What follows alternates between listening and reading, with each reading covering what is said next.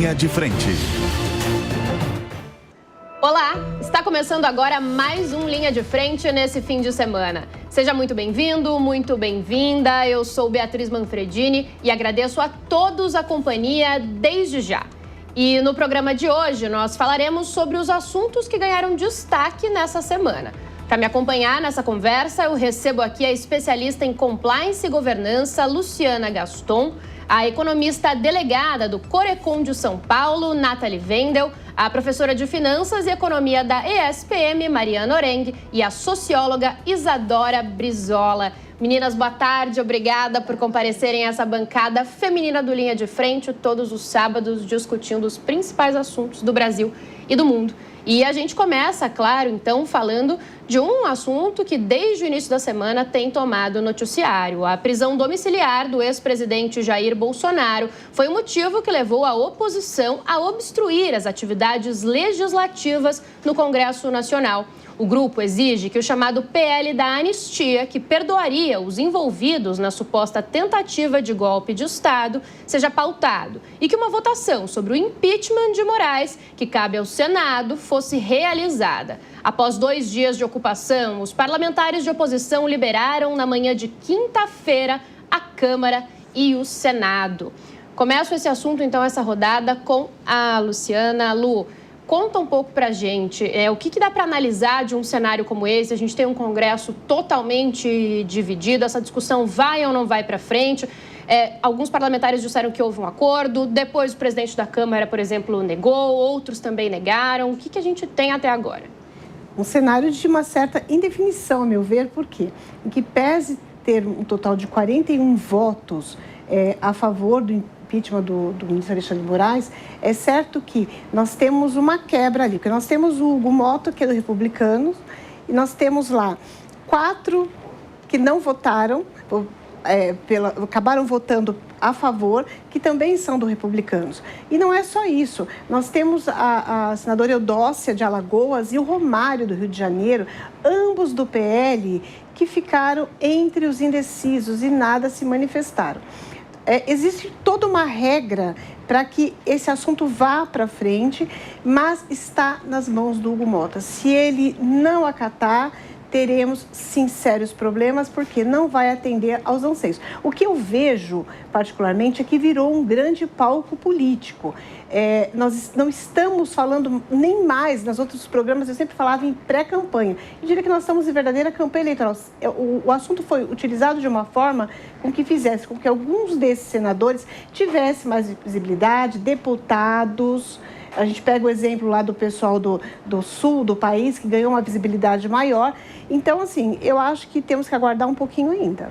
Isadora, essa é uma discussão que, inclusive, acontece de maneira muito forte depois de atos bolsonaristas. A gente teve em diversas cidades do país, como a Lu bem colocou, antecipando ali a campanha, né, que nem parece mais uma pré-campanha, nem era uma pré-campanha ainda estamos em 2025. Mas como fica a situação para o Supremo Tribunal Federal, que volta em pauta agora, né? A gente está acompanhando aí nos últimos meses uma questão vivida diretamente com o Supremo, com os posicionamentos do Alexandre de Moraes e um Supremo muito ativo. E o momento no Brasil é de colocar em xeque qual é o poder dos 3 poderes. A gente tem um poder executivo que está um pouco omisso dos seus deveres, então a gente tem um governo que não quer entrar em debate com o Congresso, um Congresso que é totalmente oposto na questão ideológica e que também acaba levando tudo para uma pauta jurídica, e um Supremo que está tomando uma frente constitucional, porque alguém tem que tomar essa frente de tomada de decisão. Então, são 3 poderes que não se conversam. E aí, de um lado, a gente tem também uma polarização da política brasileira. No cenário pré-campanha eleitoral, tudo vira um palanque político. Então, é um cenário que a gente precisa reorganizar essa estrutura de poderes no Brasil e pensando também na estratégia do Bolsonaro também como um palanque eleitoral. Para o ano que vem a gente teve os atos e o comportamento dentro do Congresso, dos deputados, ele é um comportamento muito similar ao que aconteceu no ato de 5 de janeiro, 8 de janeiro, foi 5 de agosto, né, o outro agora, e esse é 8 de janeiro. Então a gente está vendo o mesmo comportamento sendo repetido na história do Brasil e uma política muito voltada para essa questão midiática, né? Uma grande performance. Você voltar de uma recessão, aí a gente tiveram um recesso nos últimos meses, foi um mês de recesso, então você voltar agora e juntamente um ato político, uma paralisação da Câmara dos Deputados, é uma questão que coloca verdadeiramente como a gente está num conflito ideológico e político constante dentro do Congresso e dentro da Câmara dos Deputados, do governo brasileiro, e colocando o Supremo, o poder do Supremo em xeque como um todo. Mariana, e essa discussão, ela acaba deixando outras pautas para depois, né? A gente não tem, então, os deputados, os senadores conversando sobre projetos que deveriam ser aprovados, que deveriam realmente estar em pauta, num ano que é importante, porque a gente fala muito, né, que antes do ano da eleição é o ano normalmente que os deputados, senadores e até o governo federal querem aprovar tudo, porque ano de eleição é difícil, né? Boa tarde a todas novamente. De fato, é muito importante a gente prestar atenção daqui para frente. Houve até uma discussão nos últimos 2 dias, durante esse momento de paralisação, de que era mais importante a gente pensar em um projeto de país do que efetivamente em pautas pessoais, né? Mas, por enquanto, não é o que a gente vê acontecendo. A gente está em um cenário, especialmente olhando aqui do ponto de vista econômico, a pauta fiscal ainda bastante conturbada, a gente não sabe exatamente quais são as decisões que se tomam daqui para frente. A Isadora e a Lu falaram muito bem, né? A gente não tem essa definição exata do que cada poder, do papel que cada poder vai tomar daqui para frente, e isso só coloca mais fogo no risco político. Então, quando a gente pensa no cenário eleitoral daqui para frente, a gente não sabe nem de qual direita estamos falando na eleição, de qual esquerda estamos falando, e todas as pautas importantes que estão cada vez mais presentes aí nas discussões dos economistas continuam pausadas. Eu até pedi para a Nathalie completar um pouco essa discussão fiscal. A gente tem orçamento, a gente tem arcabouço para ser cumprido e tudo isso fica mesmo em segundo plano. E para a população, qual que fica o recado? Está sendo deixado de lado ou para a população realmente é mais interessante o espectro político nesse momento, será? A população está preocupada com o bolso, né? Com o dinheiro ali que ele vai ter no final do mês, né? E quando a gente não tem um ajuste das contas públicas, inclusive tratando aí de créditos extraordinários, né? Você tem uma brecha aí muito grande no orçamento que a gente não consegue controlar o fiscal, toda essa situação macroeconômica começa a ficar mais difícil da gente ter um certo contorno, né? Melhorar a nossa situação fiscal, a própria condição política está levando isso a uma distorção das contas públicas no seguinte sentido: ano que vem é ano de eleição, então o que nós vamos ter? Um aumento ainda maior dos gastos. E se o fiscal já não estava controlado, desse ponto de vista macroeconômico, significa justamente que nós vamos ter uma maior inflação. Então, no bolso das pessoas, isso vai acabar afetando. Sem contar na situação interna, a gente também tem que olhar para o tarifaço, que também vai afetar a população no geral. Lu, essa discussão toda no Congresso, aquelas cenas, né, que inclusive ganharam as redes sociais, os parlamentares ali com boca coberta, olhos cobertos, enfim, todos ali aglomerados perto da mesa. Essa discussão, você falou até que os parlamentares estão até usando isso nas redes sociais, isso aproxima, então, o eleitor? Como que você acha que o eleitor está vendo esse movimento? Eu vejo que temos 2 situações. Uma delas está relacionada àqueles que são filiados à extrema-direita. Todo esse movimento começou através de uma ordem lá que veio do PL. O mesmo partido, o seu presidente, Aldemar Costa Neto, expediu uma ordem no qual ele fala assim: há uma proibição expressa para que os seus mandatários, aqueles que estão no exercício de cargos públicos, se aproximem do quê? De candidatos de outros partidos que estão aí já pleiteando uma reeleição ou mesmo se lançar a um novo cargo. E aí, nós temos que usar como exemplo quem? Tarcísio de Freitas, governador de São Paulo, até então foi um dos mais cotados ao cargo de presidente da República. Hoje, um candidato que ele é pré-candidato em 2026, que esteja afiliado ao PL ou que esteja dentro do PL, ele não vai poder fazer campanha política ou se apresentar qualquer manifestação, porque ele pode ser punido, inclusive com a perda do cargo. Isso está aqui na nota que foi soltada. Tá, e quem está do outro lado, que é o eleitor, ele fala assim, peraí, eu não sou extrema-direita, eu sou uma direita moderada e eu não consigo entender o comportamento, porque a gente vê ali o Marcelo Van Hatten, do Novo, que tomou a frente, porque ele é pré-candidato a senador pelo estado dele, hoje ele é um deputado lá pelo estado que ele atua, e ele está lá ganhando espaço. Aí vem o outro que é do Republicanos, vem o outro que é do PL. Em quem eu vou acreditar? Quem é o meu candidato? Em quem eu devo apoiar? E, por outro lado, nós temos a esquerda que vai, sim, explorar e muito este comportamento, porque envolve o quê? Gasto público, envolve a paralisação. Nós temos uma necessidade de aprovação de um novo Código Eleitoral que está na Comissão de Constituição e Justiça, que ia ser votado nesta semana e simplesmente saiu de pauta. E isso é extremamente prejudicial para o bolso da população brasileira, porque somos nós que pagamos esses custos. O que vai acontecer? Nós vamos ter mais uma eleição com custos altos, porque esse novo código não foi sancionado, não foi aprovado. Isso vai repercutir, sim, negativamente. Eu acho que vão ter aqueles que vão colher bons frutos, mas, de um modo geral, eu não vejo isso com bons olhos.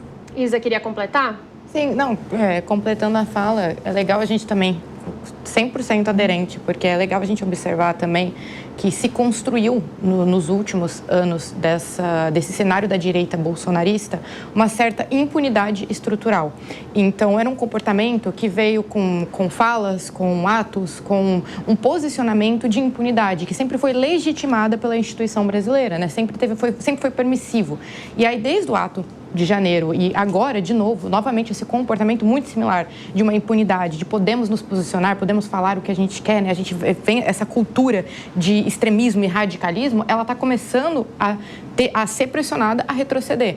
Isso não vem somente da parte da esquerda, isso vem também de uma direita que está se colocando à parte desse bolsonarismo e que volta a perpetuar pautas econômicas e que volta a bater na tecla de que a gente não está tão mais interligado a esse bolsonarismo, porque existe esse movimento de ruptura. A gente vê a prisão da Zambelli, o Bolsonaro preso, o Eduardo lá nos Estados Unidos. Então, é um grande, assim, infelizmente a palavra é um grande circo, né? Não tem uma proteção ali, realmente, a uma ideologia política e econômica. E a própria direita se desvinculando desse espaço. Tanto que o Hugo Mota, que é presidente da Câmara, ele é republicano, né? Que ele também é uma pessoa ali que está dentro desse posicionamento e buscando um pouco mais se aproximar do centro, aproximar da direita. Então, acho que tanto para a esquerda quanto para a direita, tanto essa política quanto esse comportamento desse tipo de posicionamento já não funciona mais. Está todo mundo percebendo o palanque eleitoral, né? A vontade disso aparecer e reverberar ali nas redes sociais. Só que é isso, foi construído dentro de uma impunidade estrutural, que sempre foi permissivo, sempre passou batido, né? Agora está começando a ser reprimido. Então, vamos ver aonde vai chegar. A Lu citou, né, que esse discurso poderia ser usado pelo governo federal por conta de gastos públicos, perda de tempo.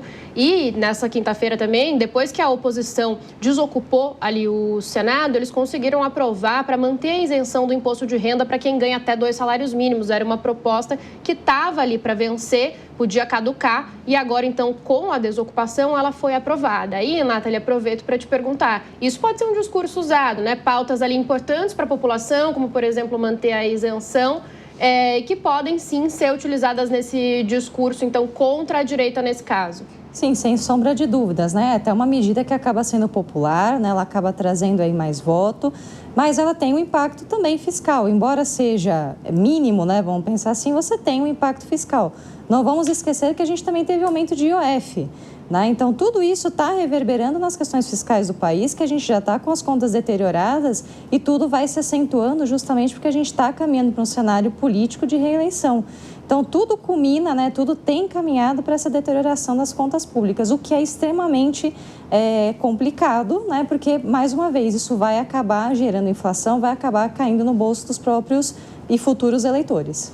E a gente tem, então, o tarifácio rolando, né? Todos esses problemas que a gente citou, um tentando jogar para o colo do outro. E aí, Mariana, te pergunto, no meio dessas jogadas, porque tudo que a gente fala de finanças mexe diretamente com o eleitor, pode ser, então, que um centro ganhe espaço ou não tem mais espaço para isso no país? Olha, eu acho que a gente pode ter esse espaço do ponto de vista econômico, que é importante a gente prestar atenção daqui para frente, né? Acho que a Nathalie trouxe esse ponto até para complementar, né? A gente tem uma pressão fiscal acentuada, a gente tem famílias com alto endividamento. Essa semana, né, o Banco Central soltou a ata enfatizando esses fatores. A gente ainda está num cenário de muita incerteza, muita pressão sobre a demanda agregada. Então, ainda que você consiga passar uma pauta como essa, que ela é praticamente de senso comum, né? Quem quer cobrar mais imposto de pessoas que ganham até 2 salários mínimos? Acho que apesar de ser algo que todo mundo concorda, a gente vê cada vez mais pressão em cima dessa demanda agregada e, ao mesmo tempo que você tem, né, pautas que podem influenciar as decisões aí do eleitor, do outro você tem pressões inflacionárias. O próprio Comitê de Política Monetária já reforçou que ainda não vê um cenário possível para iniciar o seu ciclo de corte de juros.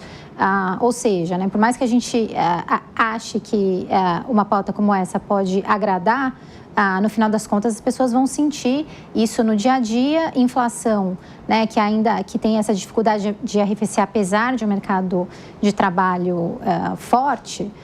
Então, isso continua trazendo ainda muita incerteza para o cenário.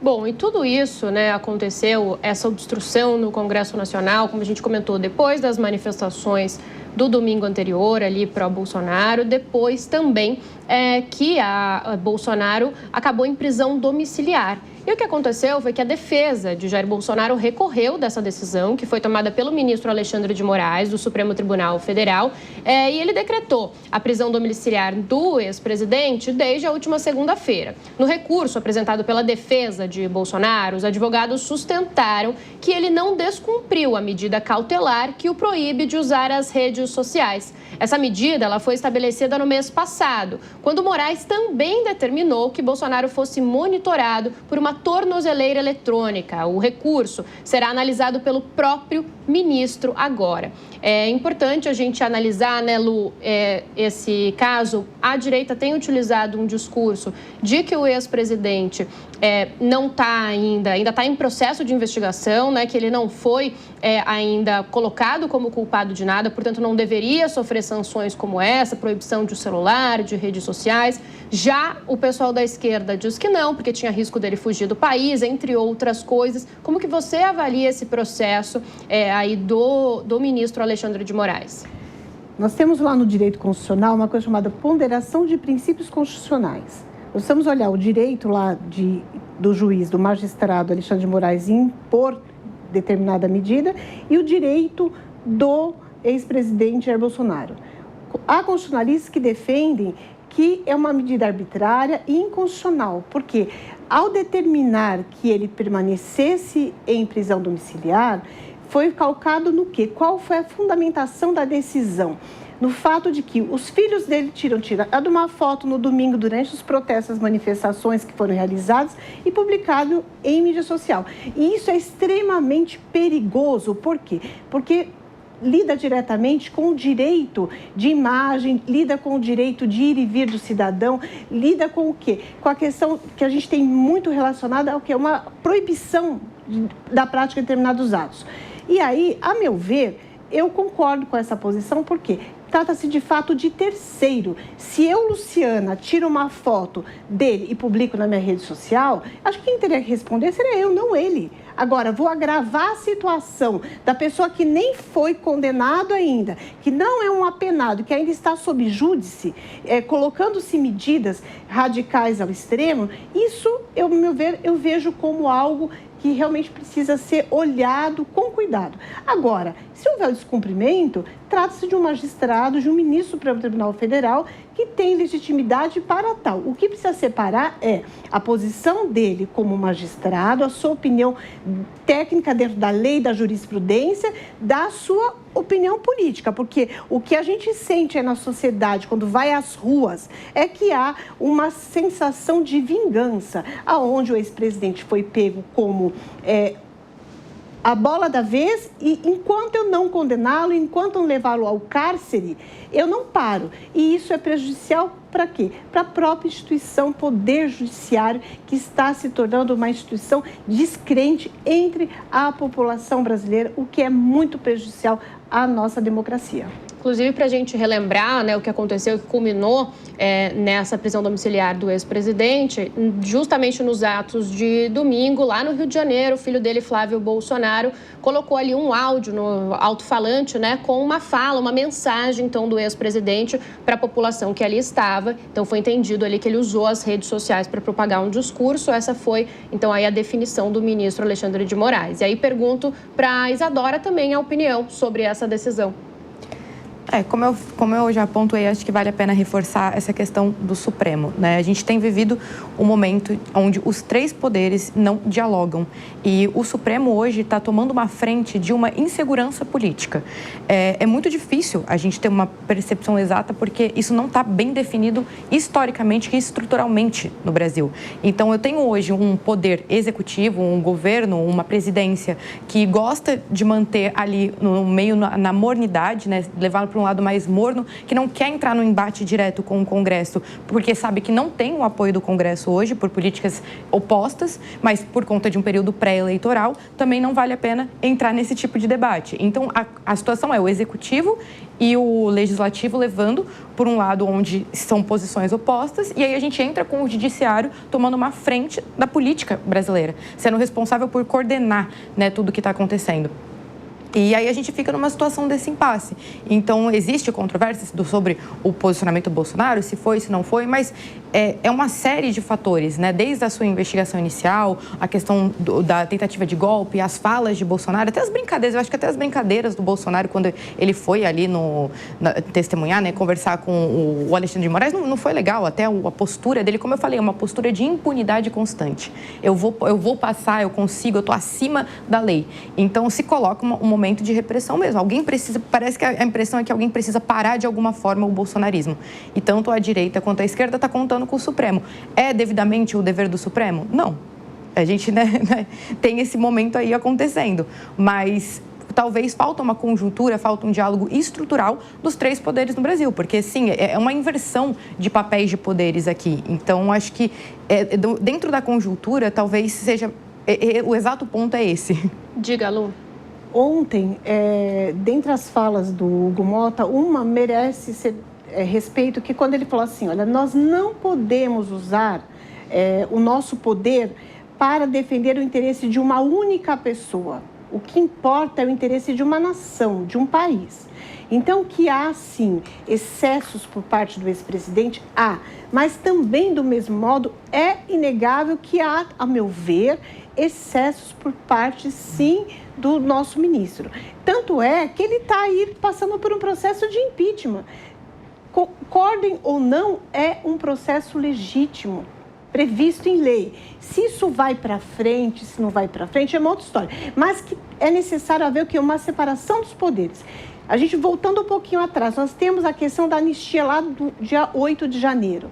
Quando eu vi a invasão que houve, eu me senti como se estivesse invadindo a minha casa e destruindo os meus pertences. Porque aquilo ali é bem do povo. O que há um excesso, sim, a meu ver, por parte do ministro, no que concerne a dosimetria da pena. Porque uma mulher escreveu numa estátua com batom 14 anos de pena, enquanto um homicida sai muitas vezes pela porta da frente com uma sentença de condenação, porque ele é réu primário. Então, eu acho que há um certo exagero por parte do ministro nesse sentido. Mas se ele está errado ou não, quem vai dizer a lei é a jurisprudência. E aí, se concordem ou não, nós temos lá inúmeros deputados do PL a quem cabe fazer a lição de casa, que é mudar o Código de Processo Penal e aí rever as condições relacionadas à pena à prisão preventiva, prisão cautelar, o que pode, o que não pode. Nós temos a questão do foro privilegiado, que está aí para ser votado, se vai deixar de existir ou não. Então, a responsabilidade também precisa ser dividida, porque senão ataca-se demais de um lado, ataca-se demais do outro, e quem tem que fazer a lição de casa não está fazendo. Ao contrário, faltando aí 1 ano e meio para as eleições, está já em campanha eleitoral, sendo que o próprio Código, a própria Justiça Eleitoral proíbe. São inúmeras fake news, inúmeras coisas que acabam atrapalhando o quê? O bom andamento do nosso país, porque hoje nós estamos sofrendo sanções vindo dos Estados Unidos. E quem paga a conta de novo é o povo. Então, cada um precisa olhar agora, não para o seu umbigo, e sim olhar para o contexto que estamos vivendo, olhar para o cenário atual político e econômico do nosso país. O Poder Judiciário vai fazer o seu papel, o Poder Legislativo vai fazer o seu, e vamos ver se a gente consegue superar a crise que está por vir, que vai piorar mais ainda. Isa, antes da gente fechar esse assunto, queria te perguntar como que isso reverbera, então, em 2026. A gente deve ter realmente uma corrida, o STF tem interesse em terminar esse julgamento, né, do ex-presidente o quanto antes, ainda nesse ano, justamente para tentar não reverberar nas eleições, mas vai reverberar, né? E aí, com isso, a direita, então, vai ter que fazer uma definição em breve do nome que vai sair?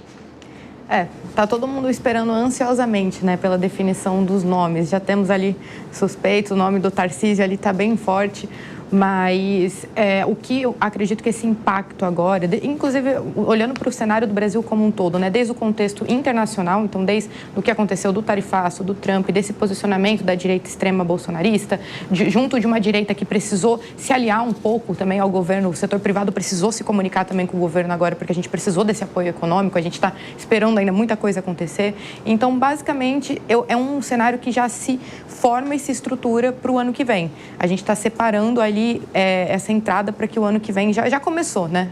O palanque eleitoral já começou.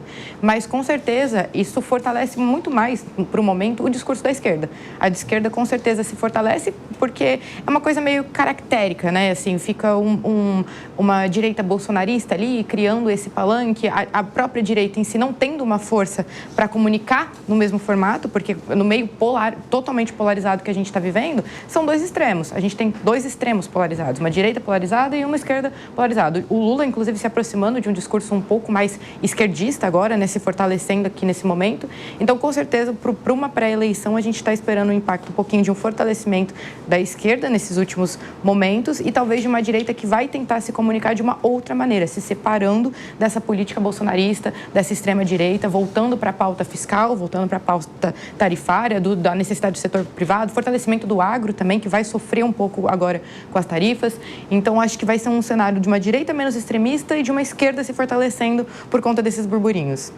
Olha, falando de outros eventos que vão tomar o país, além da eleição, além do julgamento do ex-presidente Jair Bolsonaro, a gente está agora a menos de 100 dias da realização da Conferência do Clima em Belém, que é uma crise que tem preocupado as autoridades. Isso porque os preços das hospedagens na capital paraense disparou e 25 países participantes do evento enviaram uma carta pressionando o Brasil a mudar a sede do maior evento climático do mundo.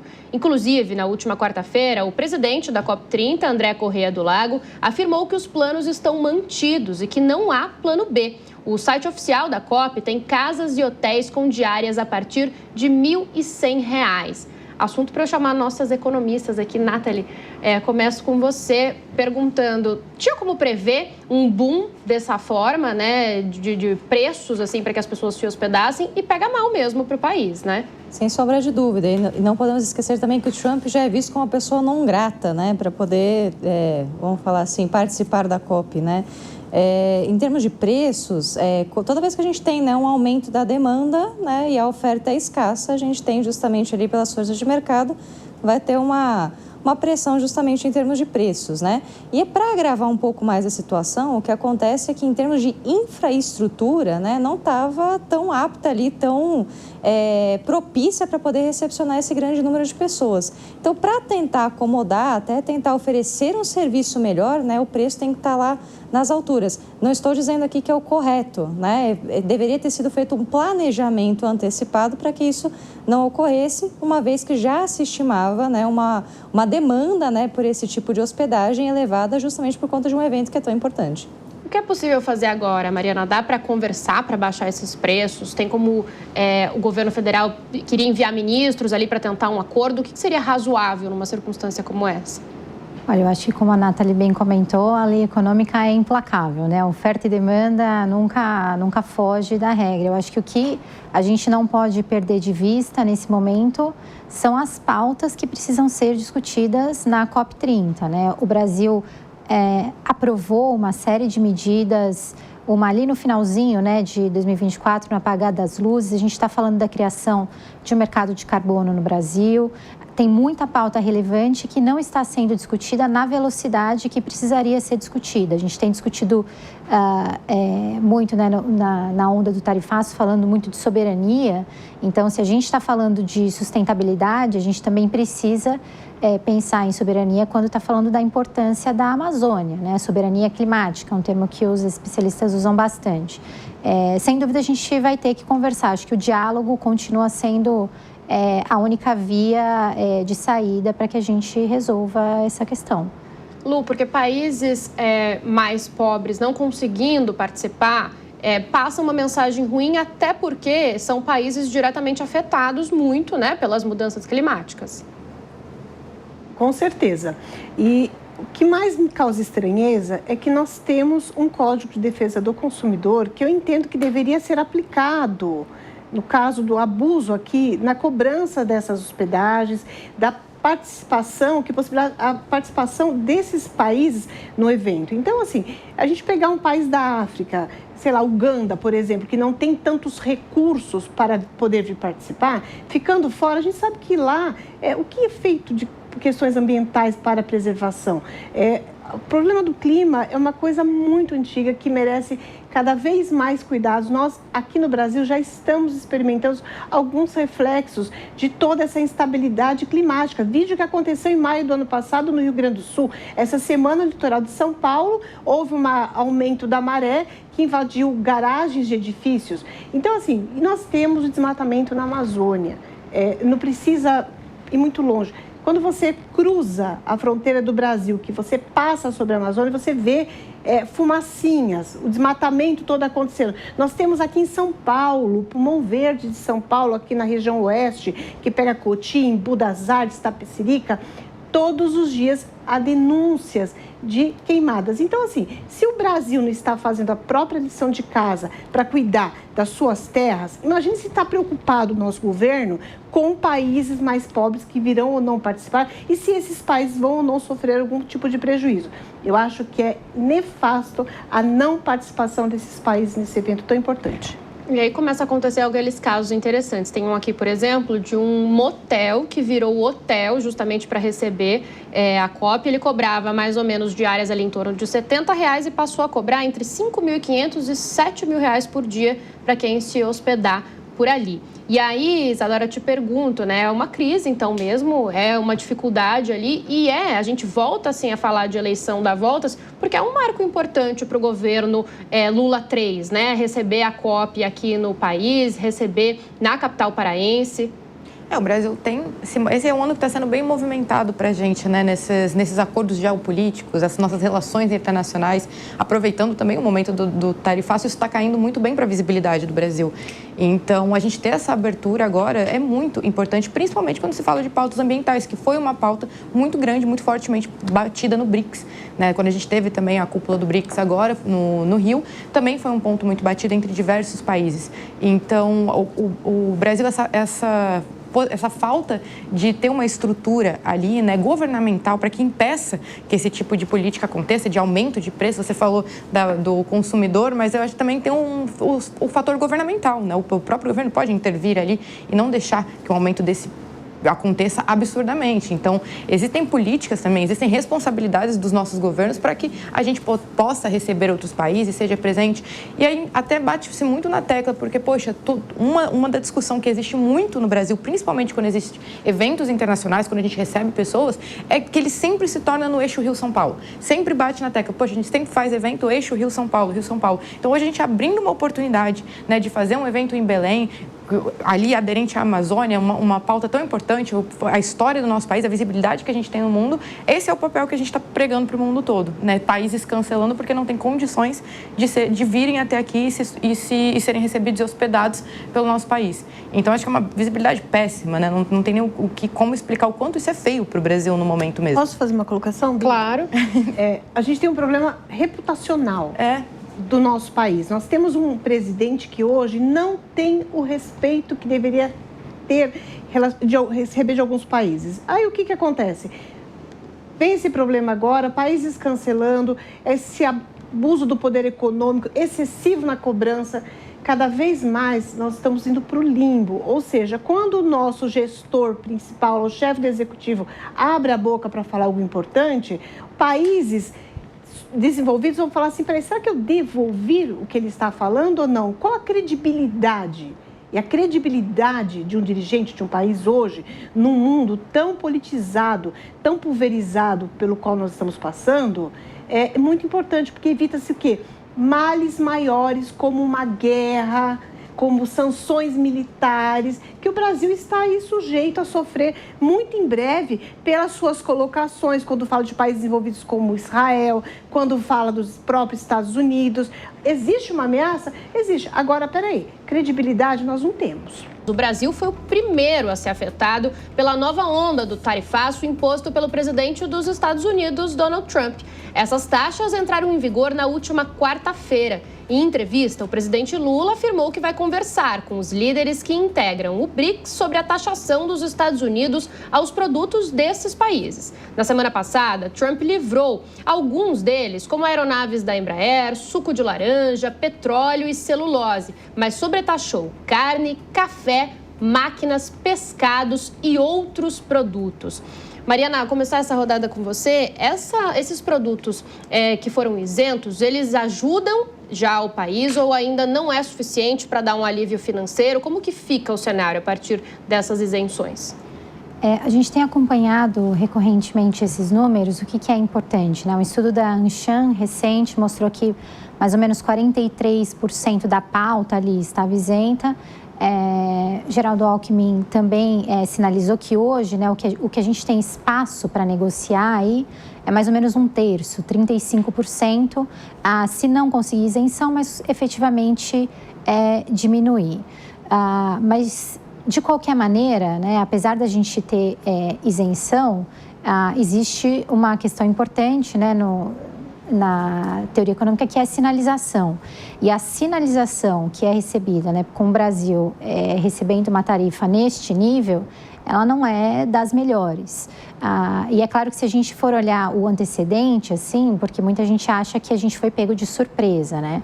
Do ponto de vista de protecionismo, o Brasil acaba não estando muito bem na foto. Se a gente olha, né, antes mesmo do tarifaço, algumas coisas que a gente precisa levar em consideração. Proporção de importação de bens e serviços como proporção do PIB. No caso brasileiro, nem foge tanto dos percentuais que a gente vê nos próprios BRICS, nem dos Estados Unidos, em torno de 10% a 20%. Mas duas coisas que preocupam. Primeiro, tarifa média, um tema amplamente discutido na mídia.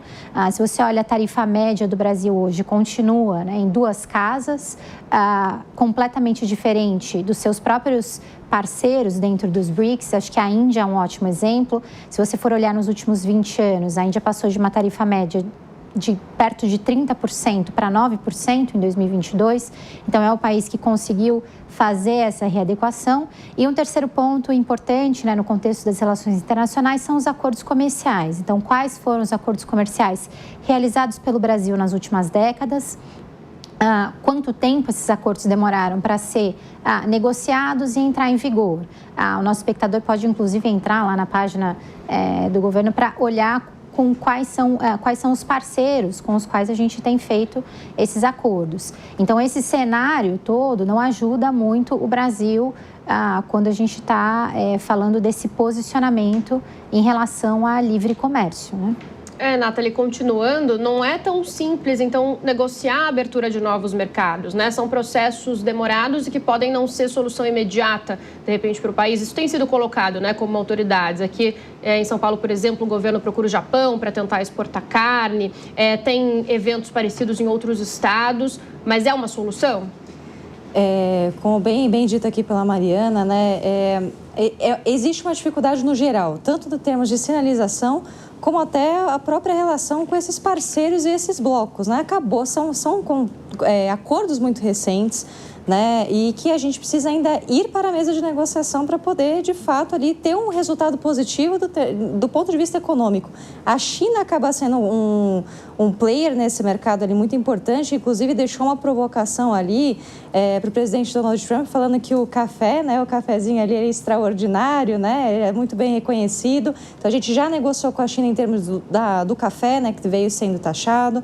Houve também a questão da própria OMC, né? Então, o Lula vai até a OMC manifestar ali o repúdio, mas que acaba não tendo muita efetividade, né? Uma vez que a OMC está subordinado aos Estados Unidos, né? E essa sinalização, todo esse direcionamento, ele acaba não sendo efetivo, né? É muito difícil você reconduzir a rota ali de exportação, na tua pauta de exportação de uma hora para outra, né? Todo esse processo, existe toda essa negociação.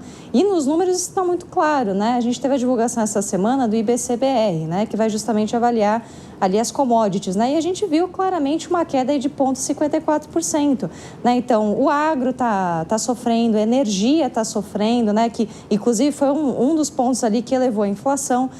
A gente já teve aí notícias, inclusive de agências internacionais como a Moody's, né, que avalia ali o rating, né, o risco país, indicando que a própria América Latina é a que mais vai sofrer com o tarifaço. Então, tudo, né, sinaliza, tudo caminha ali para um cenário que economicamente não é viável para o Brasil.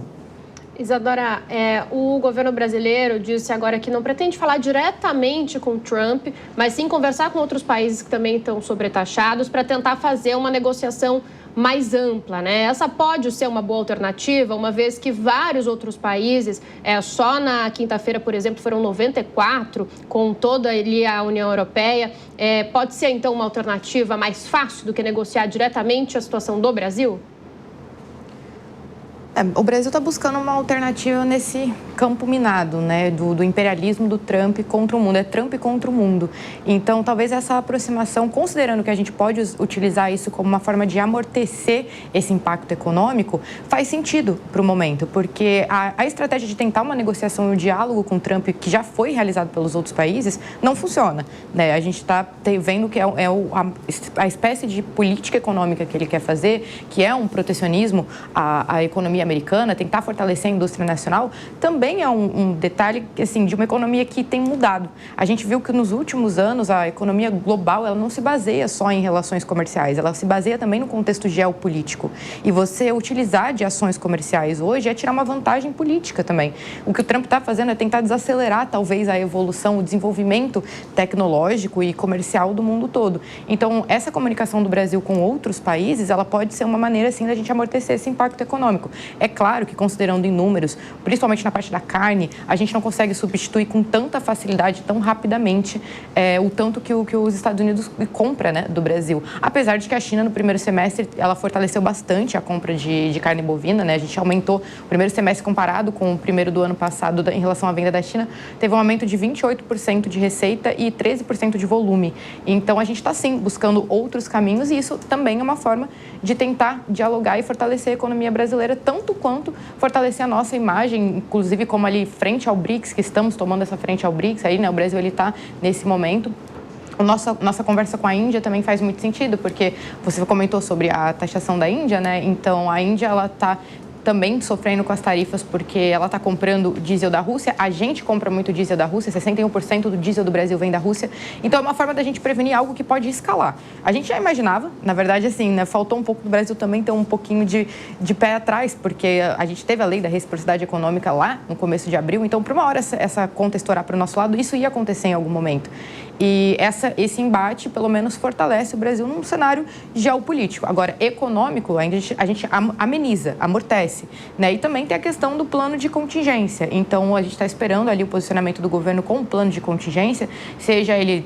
já tem algumas falas, né, do que pode estar dentro desse plano. Então, são medidas ali, uma parcela de medidas a curto, médio e longo prazo, pensando talvez em linhas de crédito para o setor privado, talvez uma própria compra do governo para tentar fazer essa manutenção, ou então, enfim, talvez uma reciprocidade, uma retaliação ali em alguns setores. Existe ainda muitas suspeitas, né? A gente não sabe exatamente qual será o plano de contingência, mas pelo menos tentar amortecer. Eu acho que o Brasil está conseguindo ir para um cenário de amortecimento desse impacto. Lu, pergunto da parte política para você. Quem que sai, assim, ganhando nessa discussão da negociação? É Geraldo Alckmin, que foi colocado ali, então, para falar sobre isso, né? Foi designado ali pelo presidente Lula como um representante. Tem pesquisas que mostram até, e aliados falando até que ele desponta aqui mais forte, por exemplo, para tentar o governo de São Paulo no ano que vem. Eu acho que pensando no governo paulista, até pode ser possível ele conseguir, sim, se destacar. No entanto, eu acho que o grande problema que a gente tem aqui, quando a gente pensa no cenário político brasileiro, a gente pensa no que vai vir daqui para frente, é que estamos falando com relação ao tarifaço, os efeitos agora, que estão acontecendo agora. Só que a JP Morgan soltou um relatório na última quarta-feira falando que o custo das importações para os Estados Unidos vai permanecer em 22%, enquanto para o Brasil, que está acima de países com taxação de 41%, que é o caso do Irã, nós estamos com 50% equiparados à Índia, vamos enfrentar problemas porque o mesmo relatório defende que mesmo passando o governo Trump, imagine que ele não seja candidato, nem sei se ele pode ser reeleito novamente, esses efeitos continuarão e eles acham muito pouco provável no relatório deles que possa ser afastado essas taxas que estão sendo impostas. Porque eles falam aqui que eles fizeram o levantamento que tem um custo que poderia acrescentar na economia para eles uma rentabilidade de 187 bilhões em custo direto com importações para as empresas norte-americanas. Então, será que é interessante lá na frente nós vamos ter algum benefício relacionado à saída ou não do Trump? Então, eu acho que o governo brasileiro, os nossos políticos, quem vem aí em 2026 concorrendo, tem que pensar assim, qual será o cenário econômico, político do Brasil em 2027? 2027 vai faltar o quê? Um ano e meio para o término do mandato do presidente Trump, ou já vai ter terminado? Como que nós vamos ter que lidar? Porque agora está todo mundo preocupado em votos, em angariar votos aí de pessoas já antes da época. E nós vamos, sim, ter um cenário político de instabilidade. Eu não vejo o Geraldo Alckmin, mesmo em São Paulo, como um candidato. Eu acho que nós temos, se o Tarcísio não sair presidente, o Tarcísio vai ser reeleito. Se o Tarcísio resolver sair e vier o Ricardo Nunes, eu vejo que o Ricardo Nunes tem, sim, grande chance. E o povo paulista ficou muito decepcionado com o apoio, a ida lá do nosso ex-governador para serviço do presidente Lula. E São Paulo, por mais que fale, ainda é um estado direitista. Mariana tinha um comentário? Diga, Mariana. Eu acho que é importante a gente adicionar algumas coisas quando a gente está pensando na estratégia de resposta que o governo brasileiro vai tomar, né?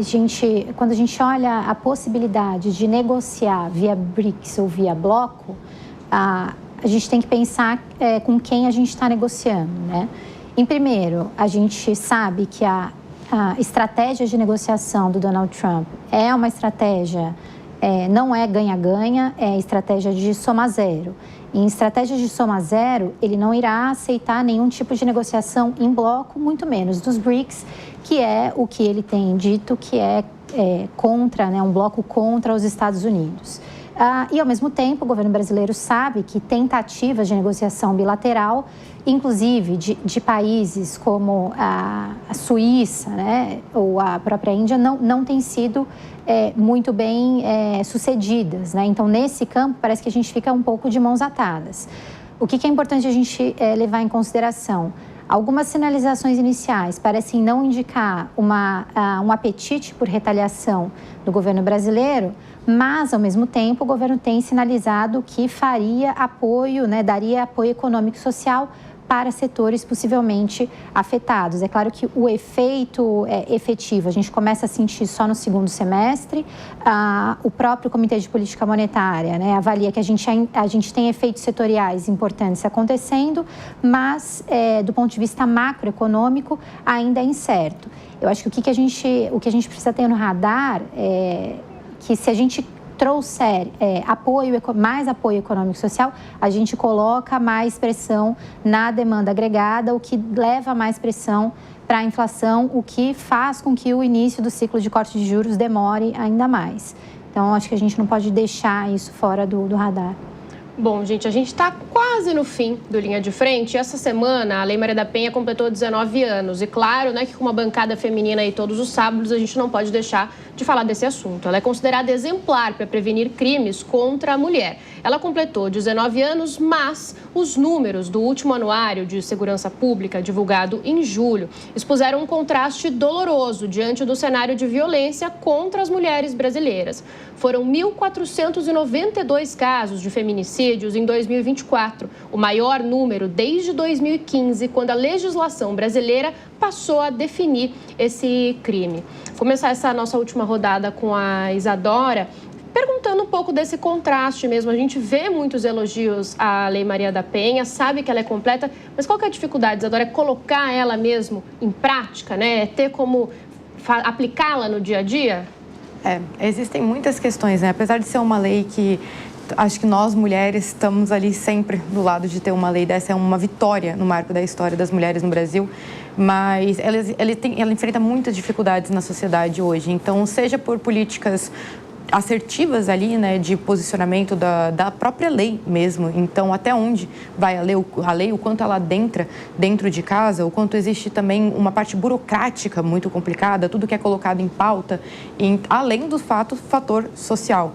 Então, hoje a gente vê, até pensando no fato de que a gente está com o maior número desde 2015 de casos de feminicídio, também observando o movimento na sociedade de volta do conservadorismo, né? A gente está voltando para discursos mais conservadores nas redes sociais, nas gerações mais novas, e isso implica muito dentro de um reforço de papéis sociais de gênero, porque a gente reforça uma sociedade de uma estrutura mais patriarcal, mais machista, e que acaba sendo ali, né, um papel de desempenho para a mulher de algo mais submisso, né? Infelizmente, a gente está vendo essa cultura voltando em pauta. Então, quando a gente fala de Lei Maria da Penha, quando a gente fala de feminicídio, é muito importante a gente reforçar que até o nosso pensamento no dia a dia, socialmente, o que a gente acredita, impacta nisso, impacta numa lei, porque impacta na credibilidade da mulher socialmente. Então, existem questões burocráticas, existe a questão da lei, da intervenção da polícia, até onde o Estado consegue defender a mulher, mas também existe uma construção de um papel social. O que é o papel de gênero da mulher, o que é esse formato de um pensamento um pouco mais conservador e o quanto isso implica também na nossa liberdade como mulheres. E quando a gente fala dentro da estrutura social, a gente vê as mulheres de minoria, de classes sociais, né, mais baixas, as mulheres mais pobres, mulheres negras, que estão mais suscetíveis, inclusive, a estar dentro desse número. Quando a gente olha para o caso de feminicídio, se eu não me engano, acho que 67% está dentro desse palanque aí. Então, a gente está falando de também uma questão que envolve estrutura social como mulheres que estão dentro desse formato de minoria. E é uma pauta muito importante a ser debatida constantemente, porque nós mulheres sabemos o quanto a gente sofre, o quanto a gente é descredibilizada, o quanto a gente precisa da lei ao nosso favor e a gente precisa reforçar isso. Então, ter pelo menos a lei dá um certo tipo de segurança, né? Mas que não se deixe de falar sobre isso, de bater nessa tecla e que a gente não permita que esse papel de conteúdo conservador talvez retome com tanta força. Luciana, e as políticas públicas e o discurso, eles são importantes porque às vezes a mulher até tem coragem de denunciar, mas às vezes é descredibilizada na própria delegacia. Isso acontece, né, dependendo do discurso que a Isadora falava.